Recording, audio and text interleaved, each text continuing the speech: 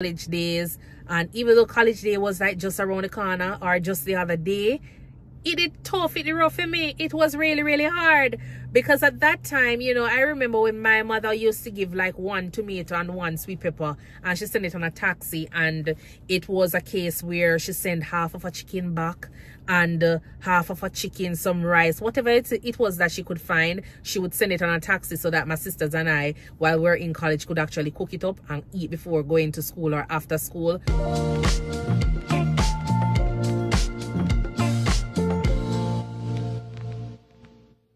Hi everyone, welcome to the channel. Thank you so much for tuning in to the ThinkNursing channel, where we discuss everything related to nursing, travel, and lifestyle. If you're new here, thank you so much for tuning in.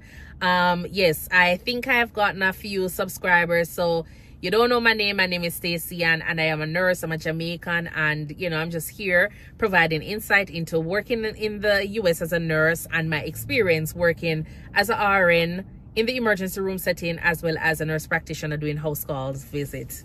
So if you haven't subscribed us yet, please remember to go ahead and subscribe to the channel, turn that notification bell on, and continue doing your comments. So when I was much younger, I used to work, you know, on the farm with my parents.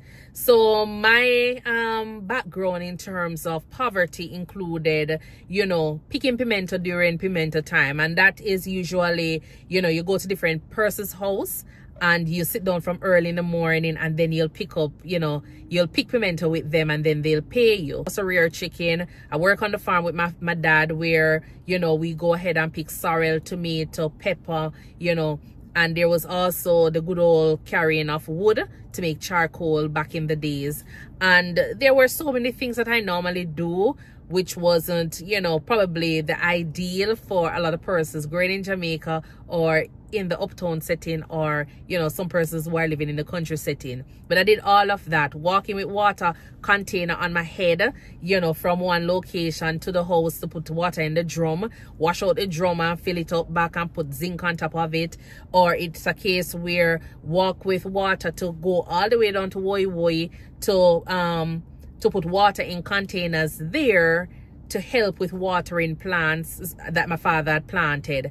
My grandma had given us a goat, and so we had to go and tie out the goat and pick up the goat in the evening, you know. So there were so many things that during my time I experienced as a child growing up in Jamaica, and it was like the norm. Even though we were, you know, living a certain lifestyle, we were living on a certain condition, as I've explained before. And if you haven't seen that video, go ahead and check out my video.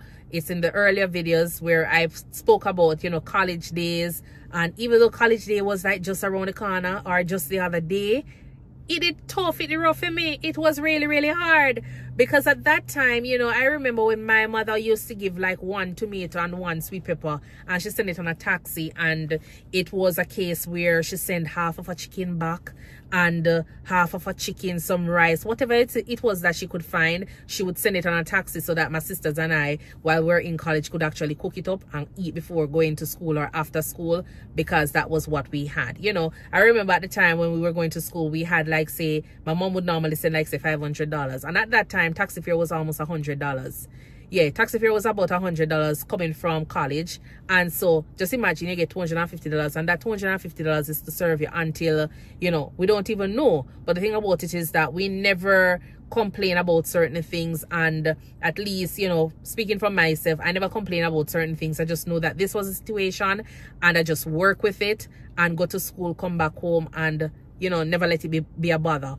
In terms of, you know, suffering from anxiety, depression, that never really reached me any at all, because as I said, there were other persons that were walking. You still had relationship with other persons, so you were able to interact, you know, on a daily basis with other persons in the community. Back in the days when I was much younger and walking to school, oh my word, that was awful. We were walking for probably like 1.5 hours to go to school, and we were very young at that time. And just imagine walking back from school in the evening. So I remember going to pick up mango from underneath trees so we can actually get it sell, so we can actually get some money. You talk about pimento, you have to pick it off, and then you have to sell the leaves as well, because that's how you could actually generate some money. I remember my dad used to go to market and sell tomato. I remember one time I go to market with him and selling the tomato, and me stopping at the market looking like me lost, because I'm not really used to it. All of that experience that I have, you know, growing up I was just thinking that I was just poor. I was just thinking that I was just poor.